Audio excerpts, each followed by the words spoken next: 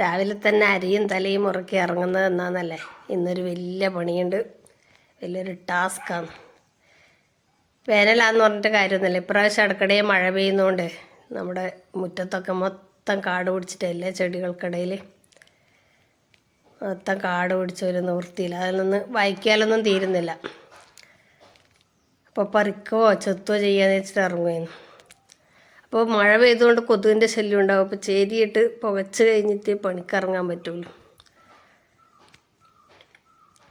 അങ്ങനെ തുടങ്ങുവാണ്.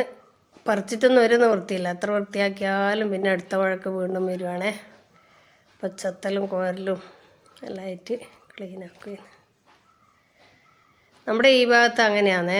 ഒരു മഴ പെയ്ത് അന്നേരം കാട് കയറി മൂടും. ഇടയ്ക്കിടെ പറമ്പിൽ ഇറങ്ങുമ്പോൾ പറിക്കുകയും ചെത്തുകയും ചെയ്തിട്ടില്ലെങ്കിൽ പെട്ടെന്നാണ് കാടും പുല്ലും എല്ലാം വളരുക.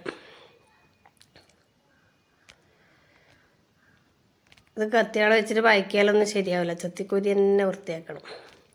പിന്നെ നിരപ്പ് സ്ഥലമല്ല, തട്ട് തട്ടായിട്ട് നമ്മൾ കെട്ടി ഇങ്ങനെ തട്ടുകളാക്കി തിരിച്ച സ്ഥലമാണ്. അതിൻ്റെ ഇടയിൽ ചെടികളൊക്കെ വെച്ച് പിടിപ്പിച്ചു.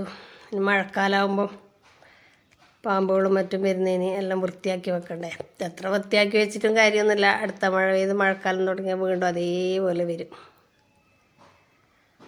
അപ്പോൾ പുല്ലൊക്കെ പറിച്ചു, ക്ഷീണിച്ചു, വൃത്തിയായി. വെയിൽ വന്നാൽ ചെയ്യാനും പറ്റില്ലല്ലോ. വെയിൽ മൂക്കുന്നതിന് മുന്നേ എല്ലാം ക്ലീനാക്കുമ്പോണ്ട്. അപ്പോൾ എല്ലാം നല്ല വൃത്തിയായി ക്ലീനാക്കി എടുത്തിട്ടുണ്ട്. അപ്പോൾ ഇന്ന് അത്രയേ ഉള്ളൂ. Thank you.